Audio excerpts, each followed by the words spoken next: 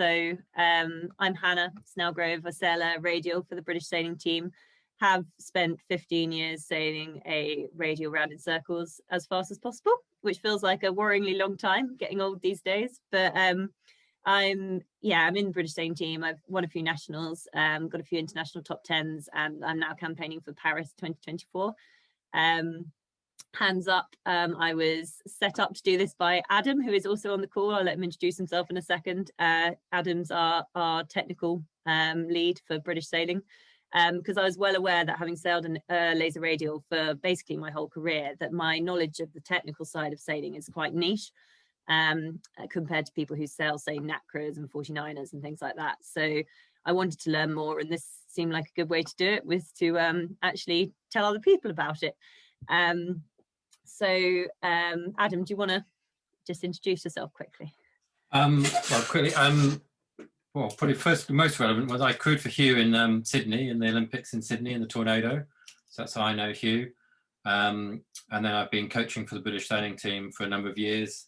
By training, I'm an aeronautical engineer, so I've always been fascinated by the technical side of the sport. And more recently, I've done 3 America's Cups. I did the last one in Bermuda with Artemis. And then more recently, I've joined back to the British sailing team, and I'm running the sort of technical area. So I'm the chief technical officer. So working with all the classes on technical projects and sort of, equipment based stuff really. And a lot of that is sort of education on the technical side of the sport, because it's a big factor and one that we're always learning about. But that's quickly me. Thank you, Adam. That's great. Basically, if anyone asks any questions that are far too complicated, I'll defer to Adam. Here's a summary.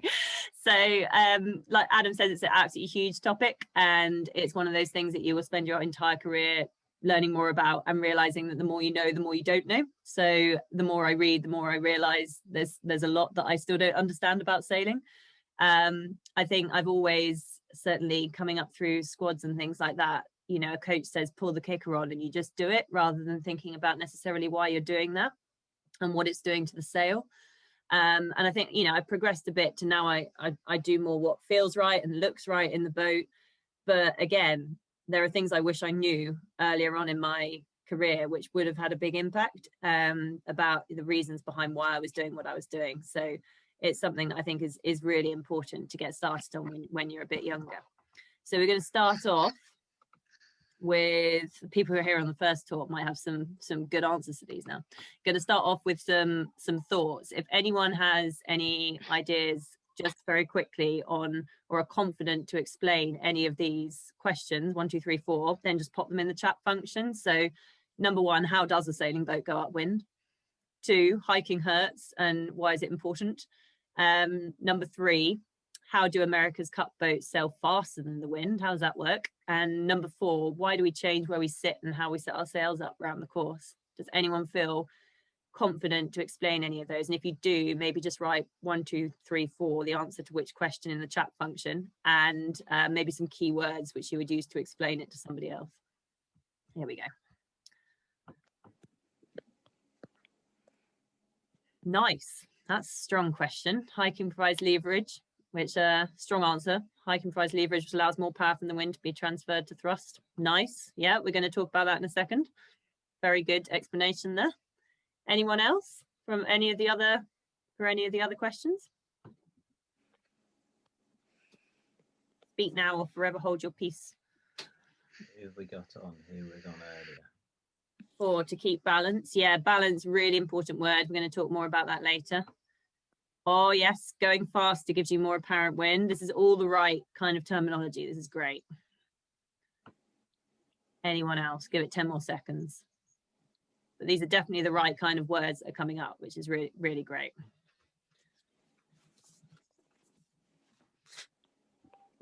Reduce drag, yeah. Words like drag and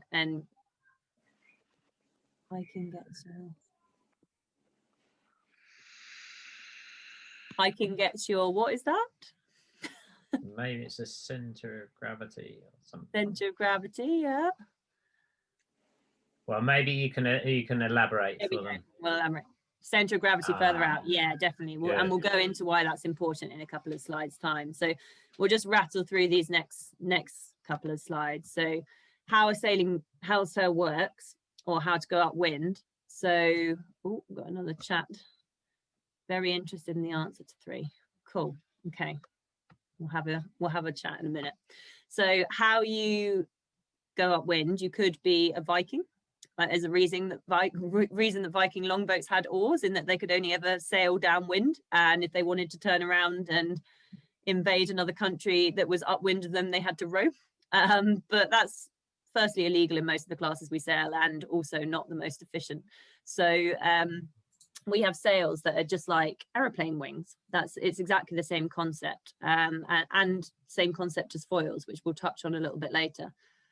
So I've just put this diagram down at the bottom. I actually nearly didn't get into Cambridge because I explained this so badly in my interview that I nearly didn't get in, because it is so complex. But basically, the air has to flow faster around the outside of the sail than it does around the inside. And that creates a pressure difference, which creates a force called lift. But the force is sideways onto the sail, and it gets more and more sideways, effectively, the closer you get to the wind, which is a problem for if you want to go upwind on a close haul course. But just touching back a little bit on the forces or the lift that you feel from a sail, the best example that you can sort of feel for yourself is if you're sailing really fast in your boat, or you're cycling along and you're indicating. If you put your hand out, then if you put your hand like flat like this, you'll just feel a force backwards. Whereas if you put it at an angle, you'll feel a force backwards, but also up. So the angle of attack is really important. And we'll talk a little bit later about the angle of attack of your sail and the force and the lift that you'll then feel. And we can control the angle of attack with our sail controls and how we're setting the sail up. So the force is sideways on your sail. So why don't we just go sideways? And that's where the clever bit comes, and the forces all balance themselves out when you're sailing the boat well. So I'm going to, hopefully it'll work again. I'm going to click and a couple of arrows will appear, and it'd be really good as each arrow appears, if you could put in the chat function what you think that force is, or what that force is acting on or created by. So first one, what's creating that force effectively into the wind a little bit, but also backwards a tiny bit also. What's creating that force?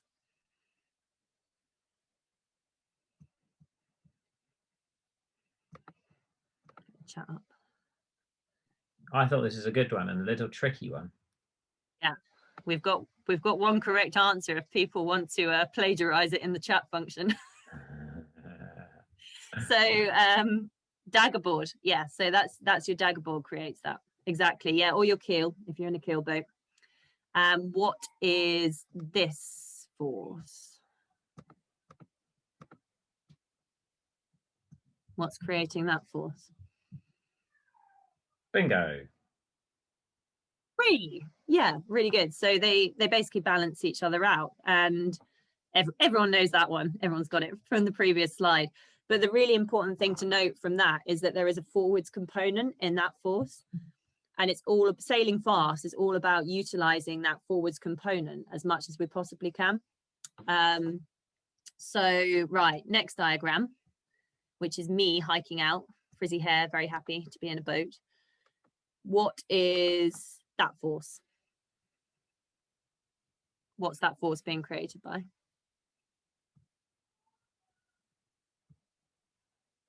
Heel, sail, wind.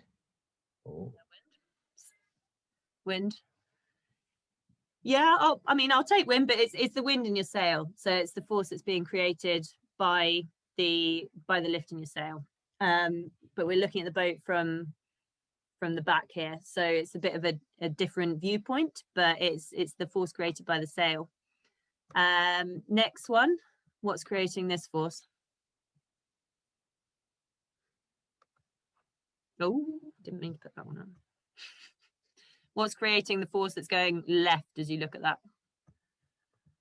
Daggerboard. Daggerboard, yeah, very good, cool. So those two again balance each other out. What about that next arrow that's pointing upwards? And also, we'll do 2 at once. What are those 2 arrows? What are those forces?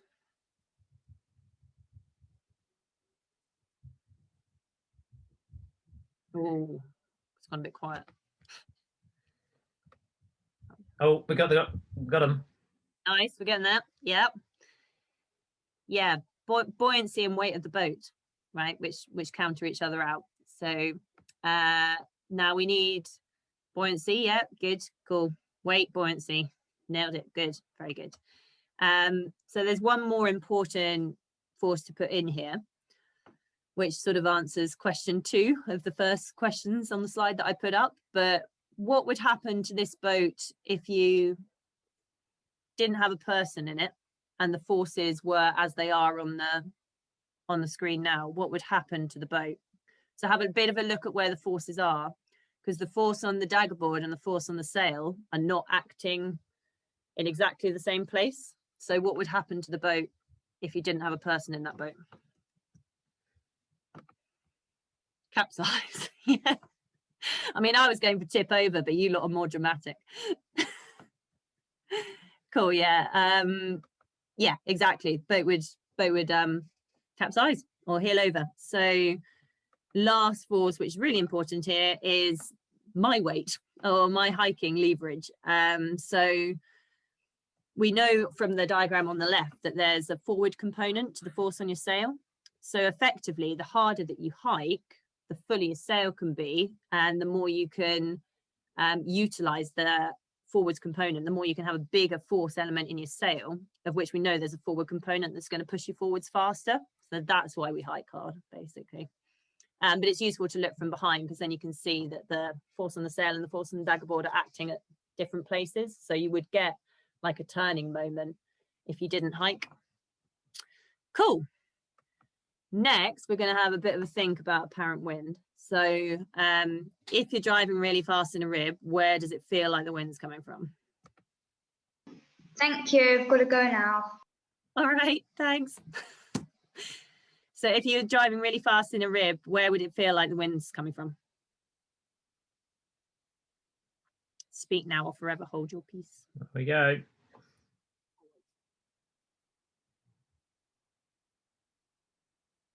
Any others?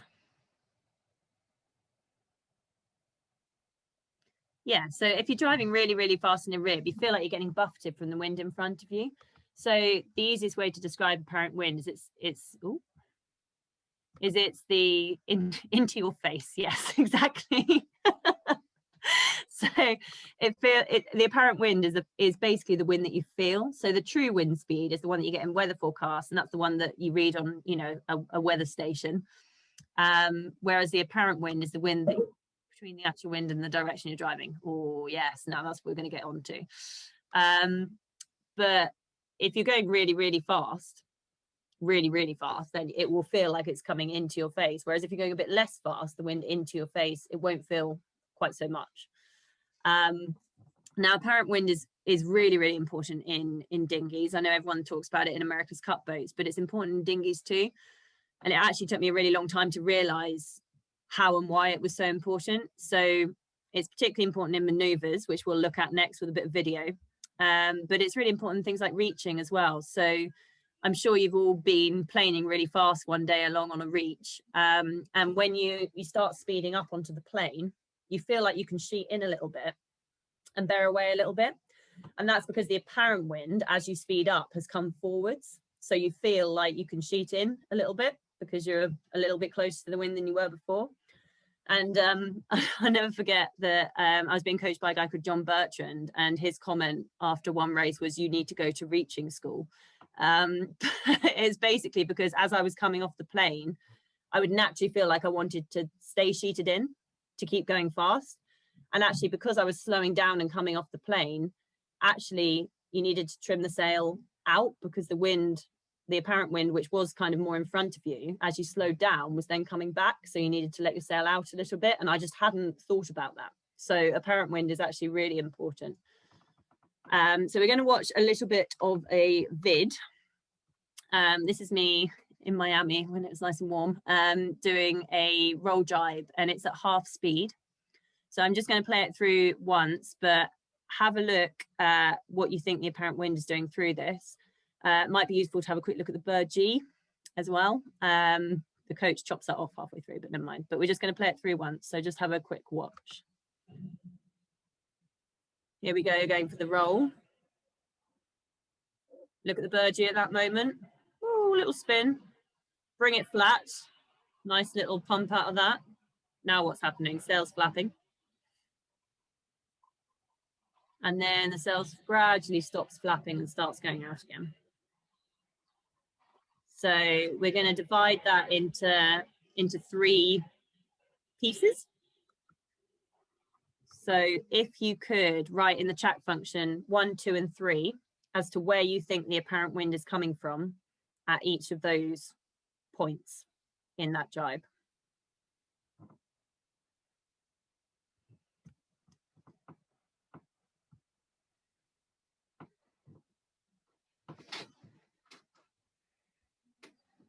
It's interesting. It's an interesting thing to go through, because how often, as you said earlier, do you think about where the wind's coming from through a maneuver? It's taken me a really long time to work out that it is actually really important, and not just why I'm doing what I'm doing, but what could I actually do better to get more out of the maneuver. So there we go. We got some answers in. Oh, we've got a bit of controversy as well. We like a bit of discussion. That's great. 3 normal. Yeah, go with that.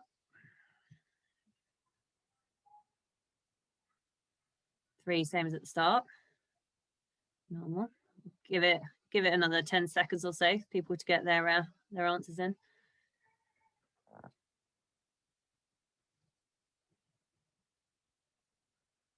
There we go.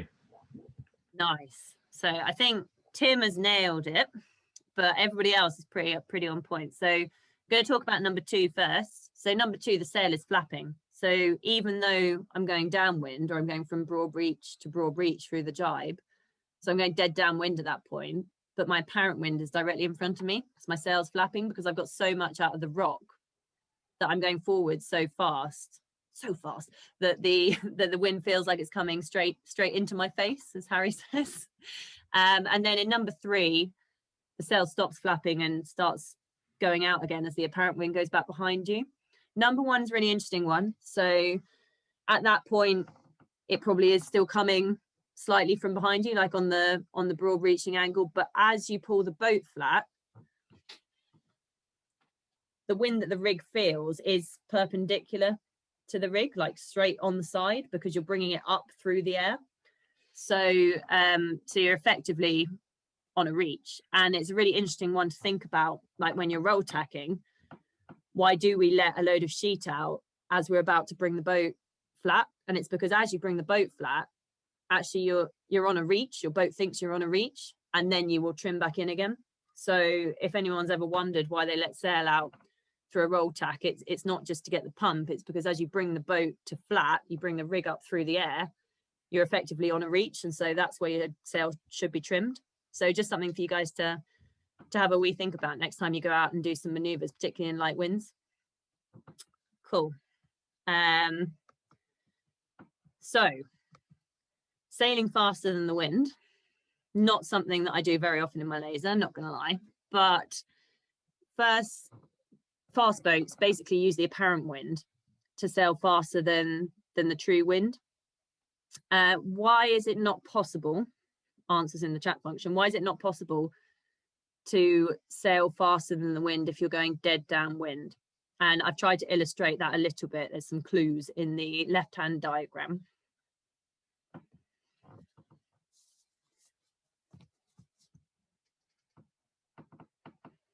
So why is it impossible to sail faster than the wind if you're going dead downwind?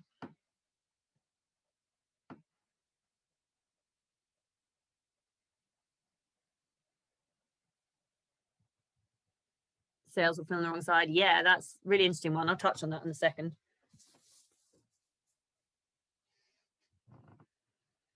Anyone else? Any more for any more?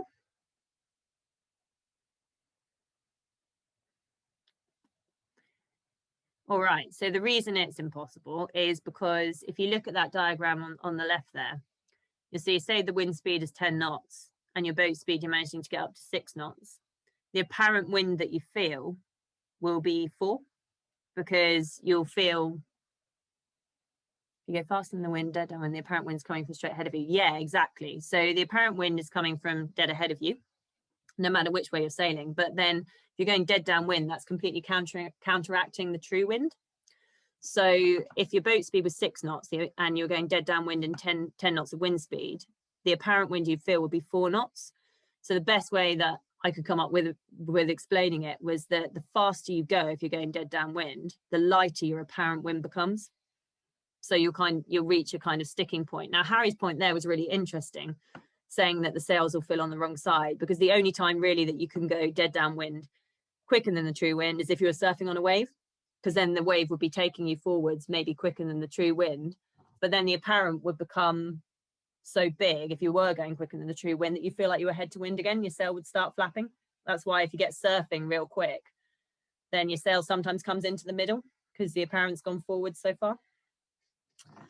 Sometimes happens in Lymington if you get big enough waves.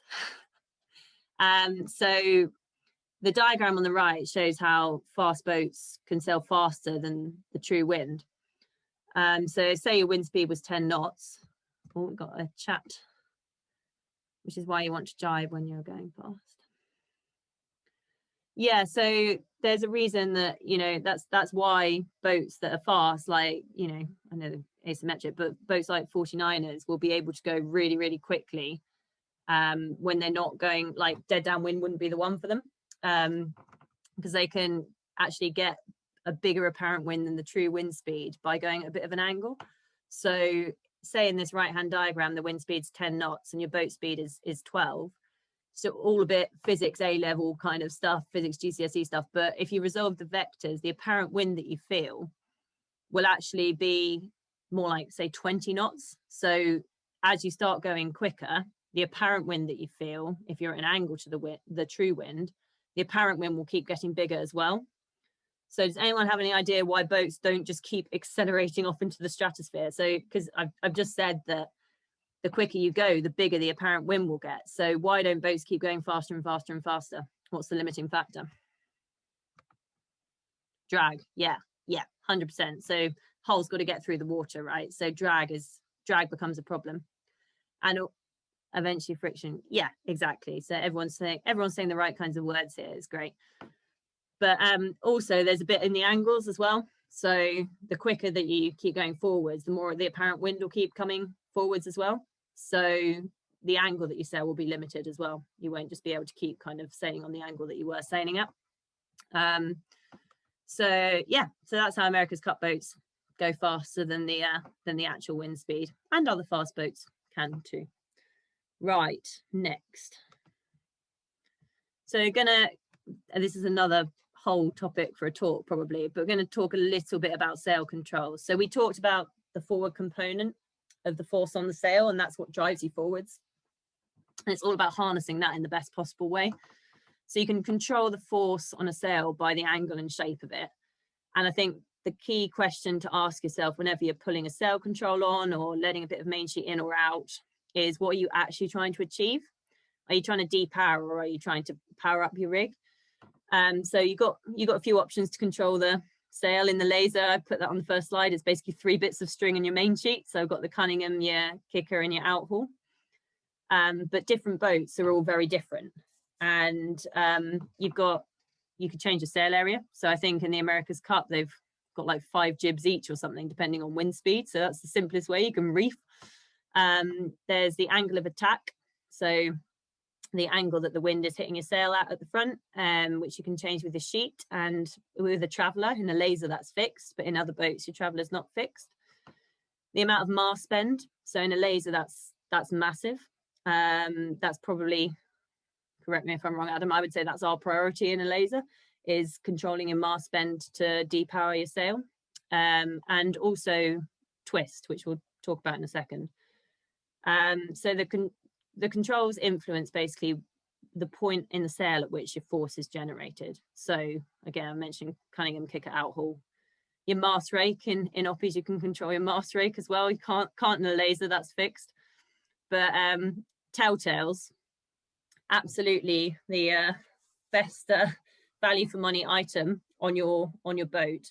So if you've the flow of the air around the sail isn't attached, you won't get the lift, you won't get that force on your sail. And if the air on your sail is attached the whole way around, then your telltales will fly. And the important place to put them is places where the air sometimes is attached and sometimes isn't, because otherwise it doesn't really tell you anything. But I think Adam's always quite appalled by how few telltales people have on their sails. I confess that I've only got a couple on mine, but I probably should have more. But effectively, you're trying to turn air when you go sailing. You're trying to turn the air, attach it to your sail, and turn it through as big an angle as possible to create more force. And telltales tell you whether you're doing that effectively. It's probably much more I could say on telltales, but Adam, do you want to interject? No, I mean, I think it's a massive topic. I think one thing I'd say on telltales, they're not always just for you to look at. They're often for the coach as well. Often if we're in a coach boat watching, we're quite blind sometimes to see really what's going on. We can't feel what you're feeling.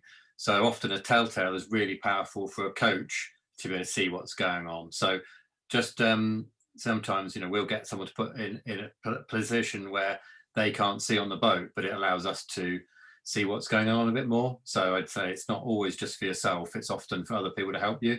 So but they're very, very useful for sure. They're a good friend on the board, that's for sure. Right, so balance, lots of people said that word to start with, and we talked about the balance of forces. So if your boat's trying to head up or bear away, the center of effort of your sail and your body weight are basically not aligned. So you've either got to adjust your sail settings or move your body weight. So here's a picture of me. In my defense, it was 35 knots in a particularly unbalanced looking laser radial. So that boat's clearly not balanced. My tiller, I'm pulling on it. I'm sure we've all been out when it's windy and felt like the boat's trying to head up, and so we're pulling on our tiller to try and stop it from heading up into the wind. What are some things that I could do in that situation to help with the balance of that boat at that point, do you think? Any ideas? Probably more from laser sailors, but anyone can put some ideas in. Extra points if you tell me to hike harder. Let your sail out. Yeah, definitely. That's one. Hike. Get your shoulders out harder. Yeah, definitely. Yeah, so bit of extra hiking. I mean, I'm hiking fairly hard.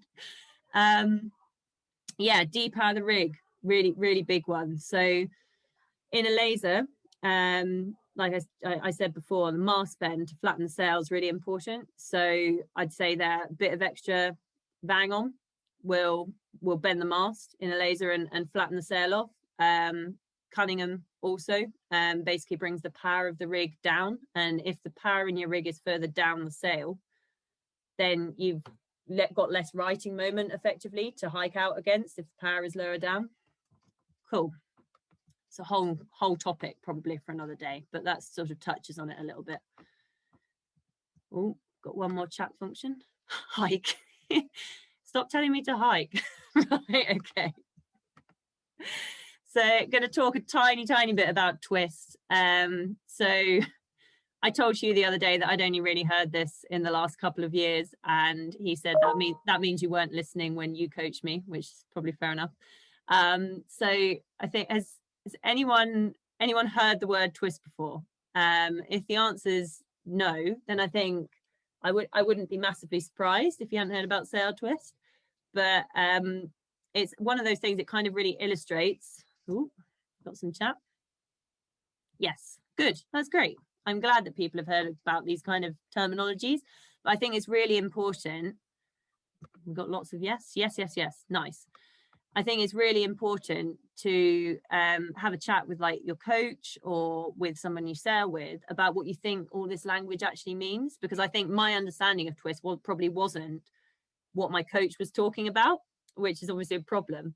So I think the best way that you can I could try and think about twist is that your apparent wind is going to be bigger and a bit further behind you the further up that you go. So quick vibe about wind. If you're lying on the ground, you don't feel like there's very much wind, but if you stand up and it's windy, you can feel it more. So there's more wind higher up because there's less friction from the ground. So there's a bit more wind higher up. So a bit of twist in your sail is necessary. But basically the less twist that you have, the more power there is in your sail. And if you create some twist, then you can depower a bit. So you can adjust that with your sail controls. In a laser, I'd say twist is almost negligible compared to mast bend because we've got the pointy sail, you've got your triangular sail. So it's less important than other things. Whereas say in a Nacra or a 49er where you've got your square top of your sail and actually there's still a lot of area up there, twist can be really important. The best way that I can describe it is that if you took slices through your sail, you can sort of control the power of your sail through the angle of attack at the front of your sail, and you do that through your sail controls. But I just think all of these kind of terms are really important to know when you're just at the start of your careers and a bit younger, because you'll hear them coming up a lot, and it's just important to try and understand what people mean by them. Adam, have you got any other bits to add on twist? No, other than just every boat is so different as to how they control it and how important it is. Yeah, that's the key one.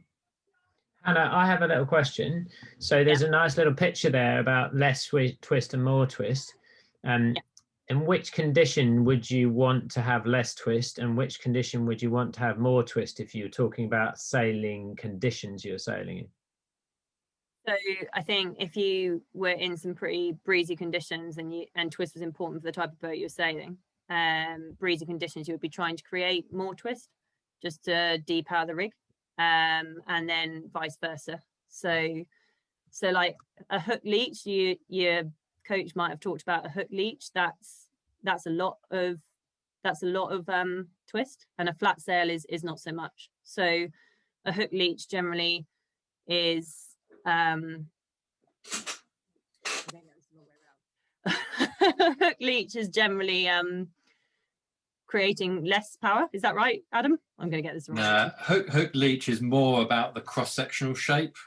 So if you heard someone say about hook leech, it's more about you've got a lot of depth in the sail, in that you're seeing a lot of return. So you're seeing it. So it's more about the slice. It's less about the twist, really, the hook leech. It's more about the shape in the slice. So a hook leech, you'd see a lot of return. I think the way I try to think about it is that it's almost like letting the power out. If you have more twist, it's about letting the power out of the top of the sail. That's the way I try and view it in my laser. The other interesting one on twist is often it's more forgiving as a sail. So it's sometimes good in waves when you're sort of the rig's moving around a lot, and a little bit more open, and a fuller setup is more forgiving in waves and generally better. Whereas the less twisted tight leech setup is often good in flat water. It's sort of maximum power, low drag, but it's not so tolerant to waves. It's easy to stall ahead and then hard to keep going again. So to answer your question, Hugh, there's the difference in wind speed, but also the sea state. And I think sea state often gets underestimated a lot when people talk about how they set their boats up. The sea state is one of a really big factor as much as wind speed often. Yeah, so if it's quite choppy and I'm in my laser, I will try, but it's say it was, quite windy, and it was quite choppy and I was in my laser, I would tend to let a bit of outhaul off if it was a really choppy sea state, just to try and get a little bit of depth and power in the bottom of my sail, because that helps you get over the waves, is the way I view it. But it's also power low down, so it's not so much righting moment to try and hike against. That's probably a really simplified explanation, but that's the way I kind of view it in my head, I guess. And Hannah, seeing as you're from Lymington, in which wind direction would you sail in Lymington if it was the same wind direction? So if it was 15 knots, which setup would you sail with the wind from the north? So if it was flattish, but a little bit of chop. Yeah, so basically if it's north wind in Lymington, it's flat water, isn't it? Yeah. So you'd most likely sail less twist. Yes. If it was wind from the southwest in Lymington coming, and it was wind against tide, then it would be sea state's likely to be more choppy. So yeah, so you would probably have to, you would, I would deepen my outhaul a bit to try and get over the chop, but that again, it's all very boat specific. But then you would be depowering, say, with your Cunningham and Vang to get the mast bend on if you're in your laser, to kind of to deal with the fact that you did have a deeper foot to your sail, if that makes sense. So if you're going to power up in one place, you almost need to depower somewhere else. It all depends what you're trying to achieve, I guess. And I think that's the question you always need to go back to, is what am I actually trying to get out of my sail here? You mentioned in one of your previous slides about, you know, are you powering up or are you depowering? And if you keep asking yourself that question, I thought it was a really nice way of addressing what you're trying to get out of the rig. That's good. Definitely. Cool. And I'm going to just briefly touch very quickly on, because I know it's a very hot topic, on America's Cup to end. So foils, never foiled in my life, first confession, but I really want to. So this year, hopefully. But foils are exactly the same concept as sails. So you've got the change in velocity or speed of the water over the top compared to the bottom of the foil creates that pressure difference and therefore lifts you up, and that's what gets you the lift out of the water. The reason that your foils don't have to be as big as your sails, that'd be a nightmare, wouldn't it? You'd hit everything. But the reason that your foils can be a lot smaller than your sail is that water's denser than air. So you can have a smaller object and you get the same force. But you can have difference in area, just exactly the same as you can have difference in sail area. And if you look at the different teams, then you've got quite different shaped and areas of foils. So they're obviously trying to achieve slightly different things. And you can change the shape with the flaps on your foils, which also it basically changes the angle of attack, just like you do on the front of your sail. You change the angle of attack that the water is effectively hitting the foil at, and that sort of dictates how much lift you get. Interesting one, which Adam said the other day, I had to go and figure out, you can foil in less wind than is necessary to get on the foils in the first place. So once you've got up on your foils, you're pretty okay. So that's because once you're up in the air, you don't have the drag of the hull through the water. So you can then keep foiling at a lighter wind speed than it took to get up in the first place, because you don't have the hull drag anymore. So that's why on the commentary, they often talk about people falling off the foils being so catastrophic, because you need a certain wind speed to be able to get back up again. Whereas once you're foiling, you're kind of okay. So a sort of a whistle-stop tour of foiling in America's Cup. But if Adam's got anything else to add, then I'm happy to defer.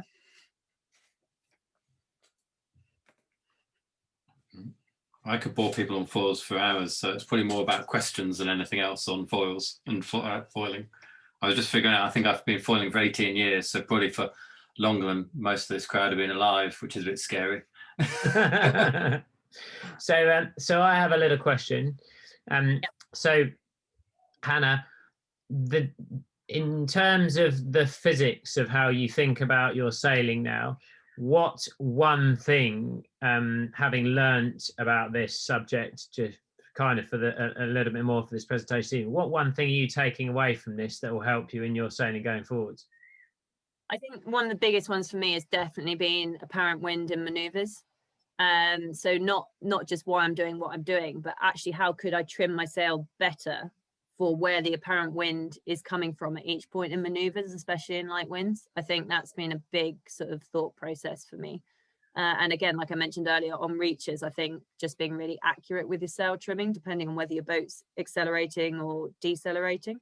For me, I've been like, wow, that's like super relevant to what we do. And I hadn't really thought about it like that before.